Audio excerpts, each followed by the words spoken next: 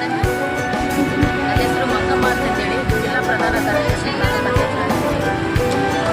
ಈಗ ನಾವು ಕಲ್ಯಾಣ ಕರ್ನಾಟಕದಲ್ಲಿ 7 ಜಿಲ್ಲೆಯಲ್ಲಿ ಸರ್ಕಾರ LKG UKG ಪ್ರೈಮರಿ ಶಾಲೆಯಲ್ಲಿ ಮಾಡಬೇಕಂತಂದೇಳಿ ಸರ್ಕಾರ ಆದೇಶ ಹೊರಡಿಸಿದೆ. ಈ ಸರ್ಕಾರ ಆದೇಶ ಹೊರಡಿಸುವಾಗ ನಾವು 3 ವರ್ಷಗಳಿಂದ ನಾವು ಹೋರಾಟ ಮಾಡ್ತಾನೇ ಇದ್ದೀವಿ. ಏನು LKG UKG ಅಂಗನವಾಡಿಯಲ್ಲೇ ಕೊಡಿ, ಸರ್ಕಾರದಿಂದ ಬರುವಂಥ ಸವಲತ್ತು ನಮ್ಮ ಮಕ್ಕಳಿಗೆ ಕೊಡ್ರಿ.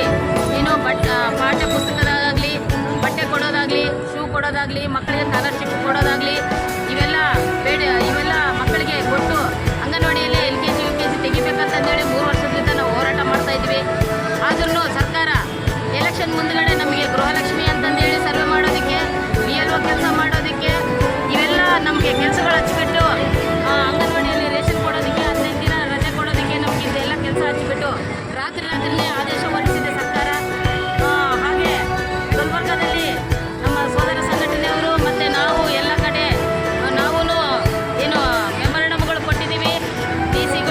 ಡಿಸಿಗೆ ಮತ್ತು CS ಗೆ, DDPಗೆ, BOಗೆ, ಎಲ್ಲರಿಗೆ, MLAಗೆ, ನಮ್ಮ ಶಾಸಕರಿಗೆ, ನಾರಾ ಭರತ್ ರೆಡ್ಡಿ ಅವ್ರಿಗೂ ಮೆಮೊರಂಡಮ್ ಕೊಟ್ಟಿದ್ದೀವಿ.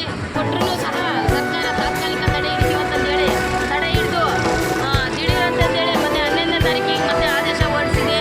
LKG UKG ಕಲ್ಯಾಣ ಕರ್ನಾಟಕ ಭಾಗದಲ್ಲಿ ಪ್ರಾರಂಭ ಮಾಡಲೇಬೇಕು ಕಡ್ಡಾಯವಾಗಿ ಅಂತಂದೇಳಿ ಮಾಡಬೇಕಂತಂದೇಳಿ ಆದೇಶ ಹೊರಡಿಸಿದೆ. ಈಗ ನಾವು ಎಲ್ಲ ಆದೇಶ ಹೊರಡಿಸಿದ್ರೆ 7 ಜಿಲ್ಲೆಯಿಂದ 40,000 ಜನ ಕಾರ್ಯಕರ್ತೆಯರು ಮತ್ತು ಸಹಾಯಕಿಯರು ಮನೆಗೆ ಹೋಗುವಂಥ ಪರಿಸ್ಥಿತಿ ಆಗ್ತಿದೆ.